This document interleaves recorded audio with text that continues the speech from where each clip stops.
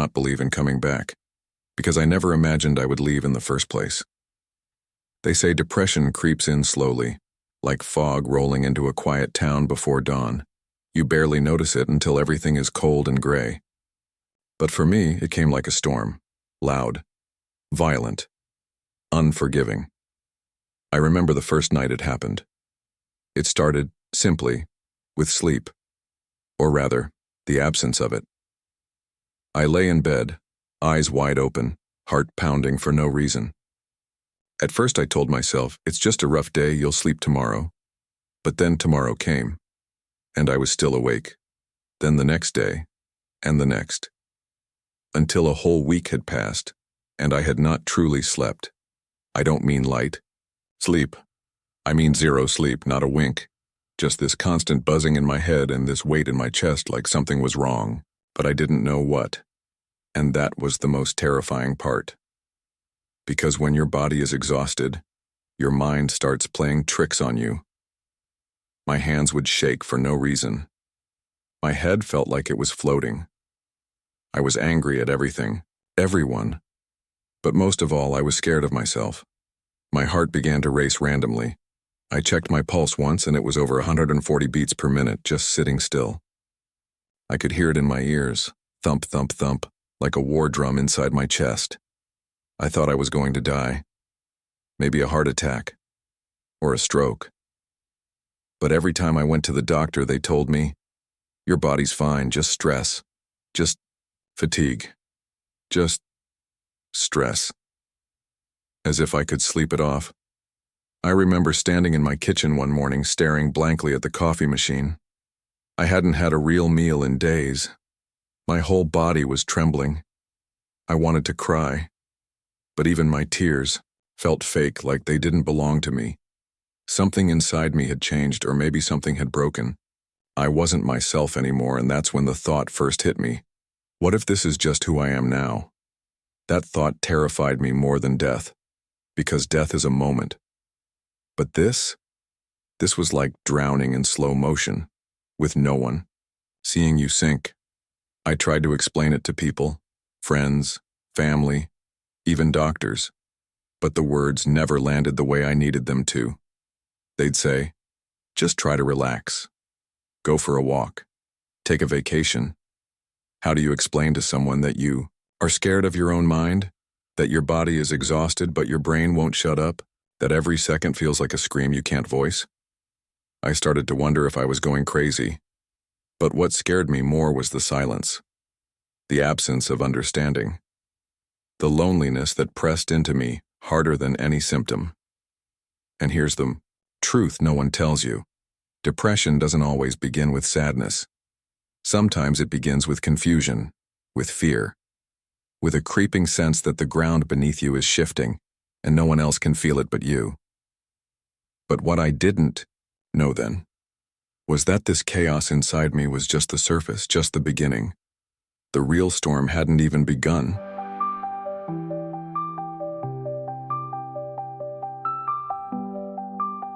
They say the human body can survive without food for weeks, but without sleep, the mind begins to collapse within days. I didn't believe that, until I lived it. The first 2 nights without sleep felt like mild discomfort, tossing and turning, racing thoughts, a bit of restlessness. I brushed it off, told myself it was stress, a heavy workload, maybe too much screen time. It'll pass, I whispered into the dark. But the dark didn't answer. It just stayed. By the 3rd night, I started to worry. I had laid in bed for hours, eyes wide, muscles twitching. It was like my body wanted rest, but my brain refused to switch off.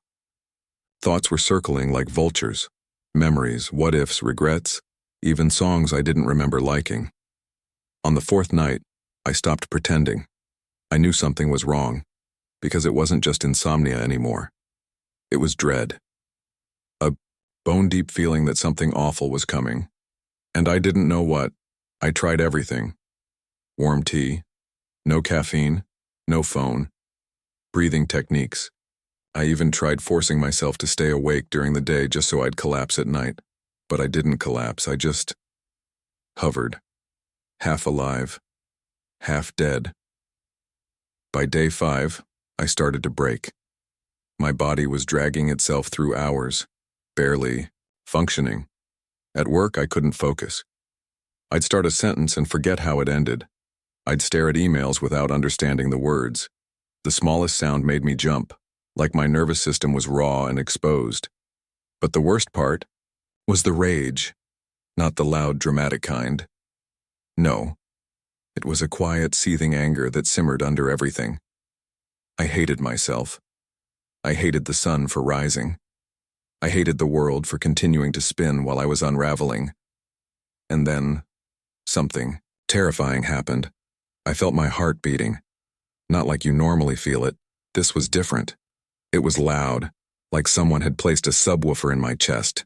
Thump, thump, thump, fast, irregular, violent. I grabbed my smartwatch. Heart rate, 140 beats per minute. I was sitting down, doing nothing, and yet, it felt like I had just sprinted a mile. My hands went cold, my vision blurred, my chest tightened. This is it, I thought. I'm having a heart attack. I rushed to the hospital, breath shallow, legs weak. The ER was cold and full of people who looked much calmer than I felt. I tried to explain. The racing heart, the sleepless nights, the shaking, the fear. The nurse smiled gently, took my blood pressure and nodded. After hours of waiting and a few tests, the doctor finally came. He looked at me kindly, too kindly. "You're not dying," he said. "You're just exhausted, probably anxiety, maybe panic attacks. Your heart is healthy. Just rest. Try to sleep. Take this mild sedative if you need it. Just anxiety." 2 words. That felt like a slap, because in that moment I needed answers, a name, a diagnosis, a monster I could point to and say, "That's what's destroying me." But instead, I was told it was nothing, invisible, untraceable. Yet it was eating me alive. I went home, sat on the edge of my bed. The silence in the room was deafening. My heart was still thudding, my mind still spinning. But the world had moved on, as if nothing had happened. That night I didn't sleep either, and that's when the fear changed. Before, I was afraid something was wrong with me. Now, I was afraid no one would ever understand. That this pain would remain unseen, unacknowledged. That I would scream inside forever while the world kept asking me to smile. By the 7th day without sleep, I began to hallucinate. Not dramatic, movie-style visions. More like distortions, shadows that moved when they shouldn't, flickers of light that didn't exist, voices that were probably my own thoughts, but sounded like someone else. I stood in front of the mirror once, brushing my teeth, and suddenly my reflection didn't feel like me. The eyes were mine, the body was mine, but something in the expression looked foreign, disconnected. I whispered to my reflection, "Are you still in there?" But I wasn't sure. During the day, I became a shell. My coworkers asked if I was okay. I lied, said I was just tired, smiled because it was easier than explaining the war inside my head. At night, I stopped fighting. I'd just lie there, staring at the ceiling, hoping for oblivion. Even an hour of rest, even a few seconds, but sleep never came. Only more fear, more noise, more shaking. I started Googling things no one should Google at 3 a.m. What happens if you never sleep again? Can insomnia cause death? How do you know if you're losing your mind? The answers were always the same, vague, clinical. But none of them matched the depth of what I was feeling, because this wasn't just physical anymore. It was spiritual, existential, like I was being erased, one night at a time. People think anxiety is just overthinking, or being a little too nervous. But when it becomes chronic, when it digs its claws deep into your nervous system, it becomes something else. Something primal, a full-body alarm that never shuts off. Your heart races at random. Your stomach turns for no reason. Your throat tightens, like you're choking on air. Your mind screams, "Run!" But there's nowhere to run to. Because the threat is you. On the 10th night, I finally broke down. I sat on the floor of my living room, hugging my knees, my phone in one hand, a list of psychiatrists on the screen. I didn't even know what to say. How do you start that conversation? "Hi, I haven't slept in 10 days. I think my mind is trying to kill me." But I never called. I just stared at the screen until it dimmed, and in that dim light I felt the most profound loneliness I had ever known. It wasn't just that I couldn't sleep. It was that I had no idea who I was anymore. The Ibrahim that once laughed with friends, taught students, read books, made plans, was gone, replaced by a trembling version of myself I didn't recognize. And maybe the scariest part? I didn't know if he was ever coming back.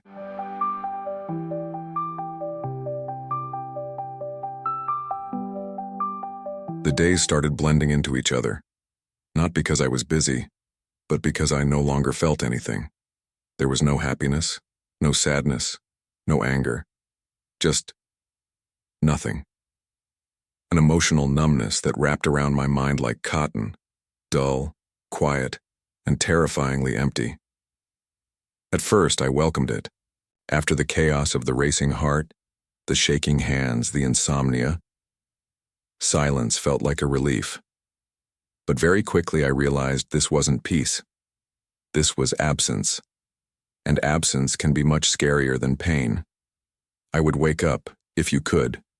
Even call it waking up, around 10 or 11 a.m., my body heavy like wet cement.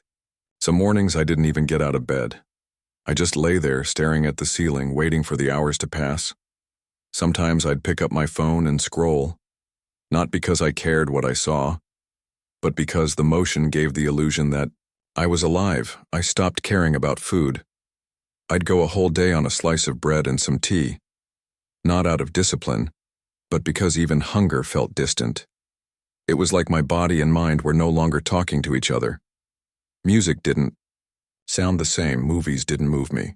My favorite books and the stories I used to get lost in felt flat and lifeless. Even laughter from others annoyed me, not because I hated them, but because it reminded me of a version of myself I could no longer find. I remember one particular day a friend texted me, "Hey, we haven't seen you in a while, come hang out." I stared at the message for 10 full minutes, typing, deleting, typing again. I finally replied, "Maybe next week. Just a little tired." But the truth was, the thought of putting on clothes, leaving my apartment, and pretending to be a functioning human being felt impossible, not hard, impossible. And even deeper than that, I was scared. Scared of what they'd see. Scared they'd notice how blank my eyes were. Scared they'd ask me questions I had no answers to. So I stayed home. Again. And told myself maybe tomorrow would be different, but tomorrow never was. Eventually, I did what most people in my situation do. I went to the hospital. Not the ER this time, but a private clinic. I told them everything. The sleep issues, the panic, the emotional flatline, the isolation, the fear. The doctor nodded slowly, checked my vitals, asked a few questions. Then he said, "You're suffering from what we call nervous exhaustion, likely caused by prolonged stress, lack of sleep, and anxiety." Nervous exhaustion. I sat there quietly, waiting for more. "You'll need rest. Maybe some light medication, a better routine, nutrition, exercise." I wanted to scream, because I wasn't looking for a checklist. I wasn't looking for a prescription. I was looking for someone to tell me that I wasn't losing my mind, that this wasn't permanent, that there was a way back. But what I got felt like a pamphlet. Generic, safe, distant. I walked out of that clinic feeling more alone than ever. And that's when the self-doubt began. What if I'm exaggerating? What if I'm just lazy? What if everyone feels like this and just keeps going? Why can't I? I began questioning everything about myself. I stopped creating. I stopped writing. I even stopped teaching. The one thing that had given me a sense of purpose for years. I remember the morning I emailed my supervisor and told them I couldn't come in, not for a few days, not for a week, indefinitely. I said I needed a mental health break, but that was a polite way of saying, I can't even get out of bed, let alone stand in front of a classroom. When I clicked send, a strange mix of emotions hit me. Shame, relief, guilt, fear, but mostly emptiness, because part of me knew I wasn't just leaving my job. I was letting go of the last piece of normalcy I had left. That's when the loneliness took over. Not just being alone, but the kind of loneliness where you're surrounded by people, yet feel like you're on a different planet. I'd walk through the supermarket and feel like a ghost. The bright lights hurt my eyes. The music felt invasive. The crowds made my skin crawl. Every social interaction became a performance. Smiling took effort. Nodding required concentration. Even saying I'm fine felt like a lie I wasn't strong enough to carry anymore.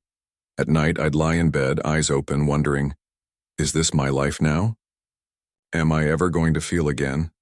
There were no dreams, no nightmares, just hours of nothingness stretching endlessly until dawn. One night, I had a breakdown. Not loud, not dramatic, just silent.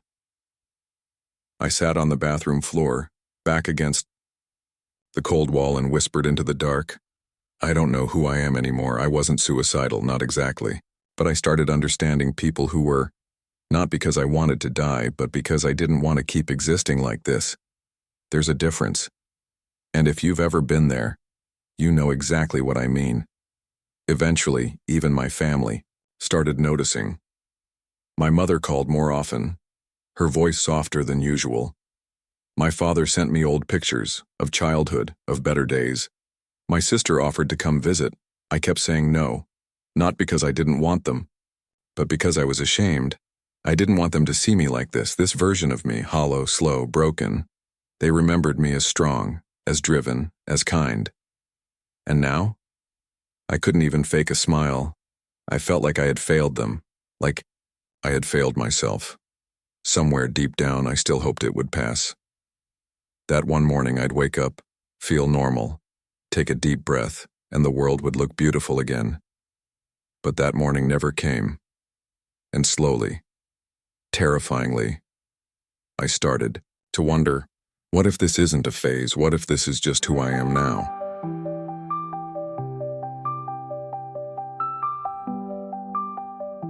Fear used to be a reaction. Something triggered it. A loud noise, a dangerous situation, a sudden loss. But now fear had become my atmosphere. It was no longer about anything. It was just there. Constant, heavy, invisible. I woke up one morning and realized I hadn't left the house in over 2 weeks. And the thought of stepping outside filled me with dread. Not because of danger, not because anything had changed. But because I had changed, the world outside felt enormous. Too fast, too loud, too unpredictable. I would stand by the door, hand on the knob, heart pounding, palms sweaty, legs weak, like I was walking into a battlefield. But there were no enemies, just air. Even the idea of running simple errands felt impossible. Grocery shopping? No way. Walking through crowds, making eye contact, speaking to strangers. It all felt like an attack on my nervous system. The walls of the supermarket closed in. The fluorescent lights stung my eyes. The sound of carts and chatter felt like sirens in my ears. By the time I reached the second aisle, my heart was racing. I started to sweat. My throat tightened. I couldn't breathe. I left everything behind and ran back to my car, hands shaking.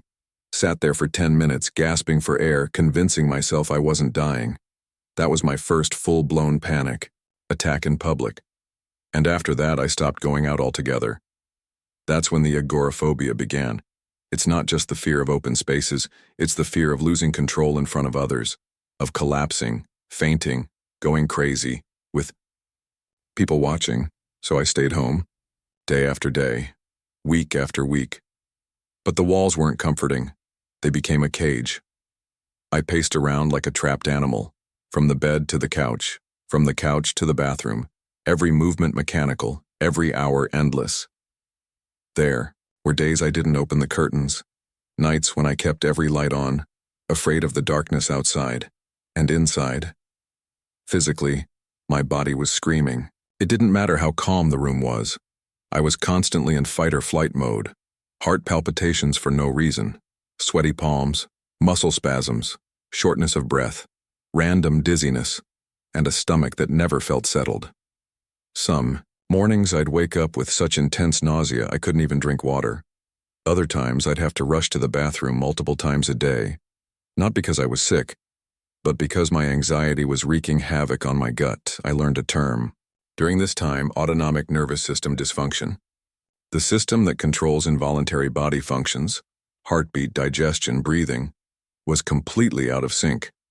I wasn't in control anymore, and then came the fear of fear itself.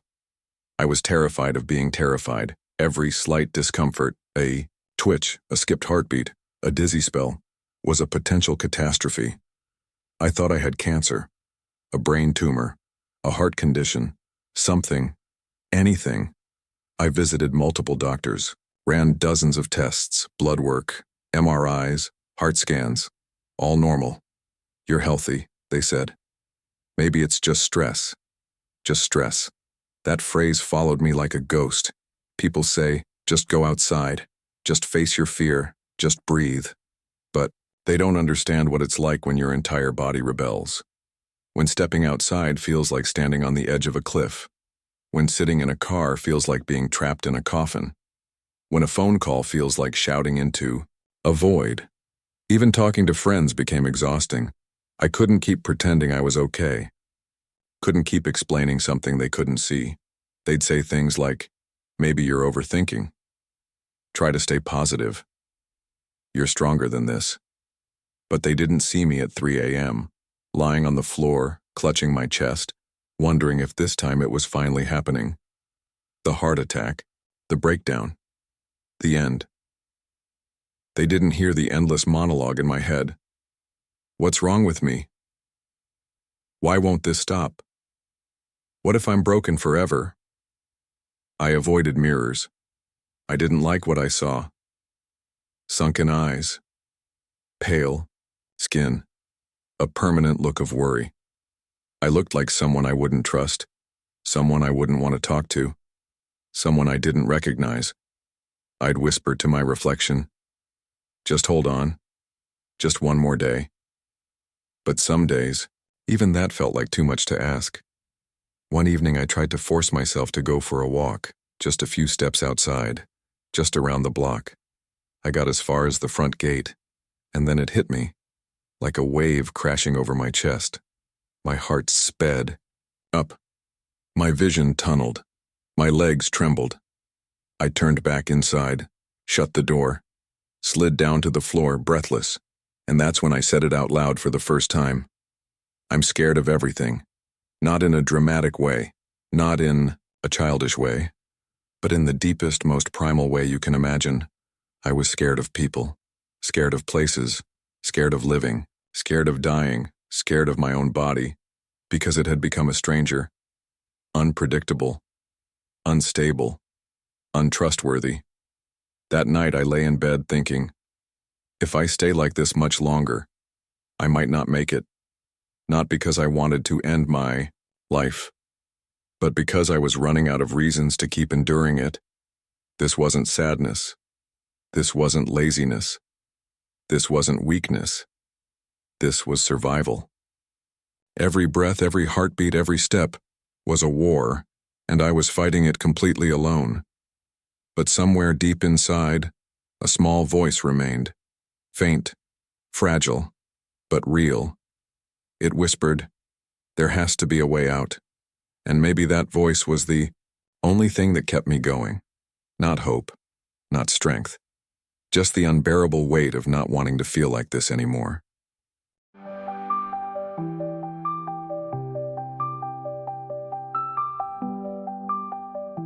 I didn't die. There were nights I thought I might. Moments when my heart raced so violently I clutched my chest in terror. Times when my breath caught in my throat and I whispered to myself, "This is it." But I didn't die, and in some strange, painful way, that almost felt worse because I had to wake up every day in a body that no longer felt like mine, in a mind I couldn't trust, in a world that no longer made sense. I didn't die. But I wasn't living either. Not really. I was existing, floating through time, disconnected from everything and everyone, including myself. When people talk about mental illness, they often focus on the obvious. The tears, the panic, the breakdowns. But they rarely talk about the emptiness, the blank spaces where your identity used to be. The days when even sadness doesn't show up, just numbness. No fire, no fight, just quiet surrender. I lost. More than sleep. More than my job. I lost my confidence, my curiosity, my joy. I lost myself. There were moments I would look at old photos of me smiling, genuinely smiling, and wonder, where did that version of me go? Was he still in there? Or had he vanished completely, and if he was gone, who was I now? The hardest part wasn't the physical symptoms, not the racing heart, not the shaking, not the nausea. It was the isolation, the feeling that no one truly understood. That I was screaming into a void, heard by no one. Even when people tried to help, their words couldn't reach me.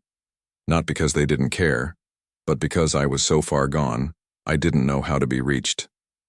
Some days I'd sit by the window and watch life happening outside, kids riding bikes, neighbors walking their dogs, people laughing, living, being, and I'd wonder, how do they do it? How do they just exist without fear? I wasn't jealous, I wasn't bitter, I was just confused, because I couldn't remember what it felt like to be okay. And yet, some part of me still wanted to find out. That small voice I mentioned earlier, the one that whispered, "There has to be a way out." It never really left. It was buried. Faint. But it was there, and eventually it began to grow louder. Not overnight, not suddenly, but slowly, quietly. It started with a question. What if this isn't the end?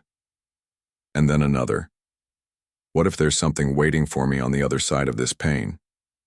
I didn't know it then, but these questions were the first signs of healing, not because I had answers, but because I finally started asking, and sometimes that's where the journey back begins, not with a breakthrough, not with a miracle, but with a single, fragile thought. Maybe I'm not finished yet. This was only the first chapter of my descent. But not the last chapter of my life, because what came next, what I never saw coming, was the moment that changed everything. The day I hit rock bottom, and saw for the first time in a very long time, a flicker of light. In the next episode, I'll take you to that moment. The darkest night, the turning point, the beginning of my comeback.